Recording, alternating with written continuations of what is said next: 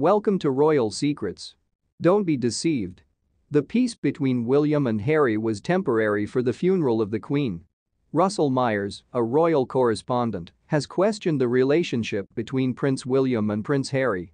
Both princes came together to attend the Queen's funeral and meet with mourners after she passed away earlier this month. Russell Myers, a royal correspondent and commentator, talked on whether or not the brothers had made peace. Mr. Myers asserted that he had discussed a situation with a source close to the Prince and Princess of Wales.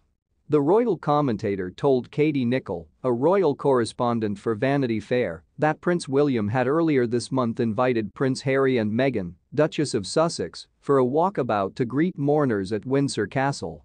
I questioned whether there could be something to imply that the reconciliation everyone was yearning for might be happening, Ms. Nicholl said. I was informed that this was not the case by a very knowledgeable source. Nothing, not even a private meal, was happening. The sole encounter we are aware of occurred when William was coming from the school run and just so happened to run into Harry and Meghan in Windsor Home Park. That shows that a lasting and meaningful reconciliation between these two guys is extremely far off. Along with Prince William and the Princess of Wales, mourners were seen greeting Prince Harry and his bride Meghan, Duchess of Sussex outside Windsor Castle. To greet British citizens who had come to lay flowers and show their admiration for the Queen, both royal princes gathered together. After the funeral services are over, the Sussexes are anticipated to depart for their residence in Los Angeles. Similar to Mr. Myers, other royal pundits also voiced hope while making similar statements. The people loved that sense of unity, they liked having the brothers back together and marching as well, and it truly was a lovely sight to have them all back together, according to royal biographer Tina Brown, who spoke to Lorraine. Let's face it, Harry is an incredible man. He looked fantastic, I thought, and ironically, because he was dressed casually rather being in uniform, your attention seemed to be drawn to him continually in the crowd. But there won't be any trust, in my opinion, unless he gives up writing his book, stops doing these tell-all documentaries, and stops giving interviews.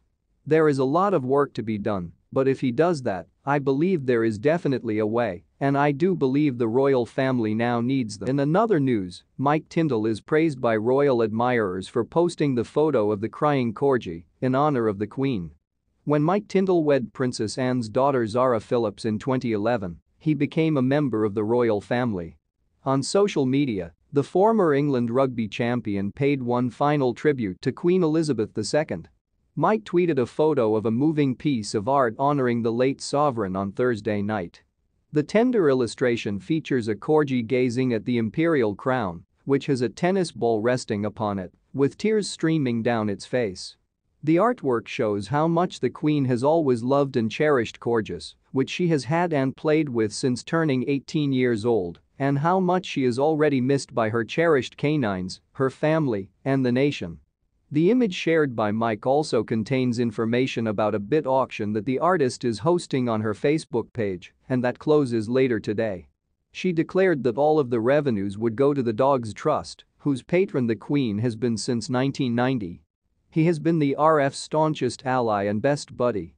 A good man. At BUGBROWN1, a supporter of the monarchy who also loves animals, continued, Mike, thank you for being such a kind grandson-in-law to the Queen. I've always appreciated the love, loyalty, and protective arm you've encircled your family, all the way up to the Queen, even if I live in the US. Mike, Zara, and Mia, their 8-year-old daughter, attended the Queen's funeral.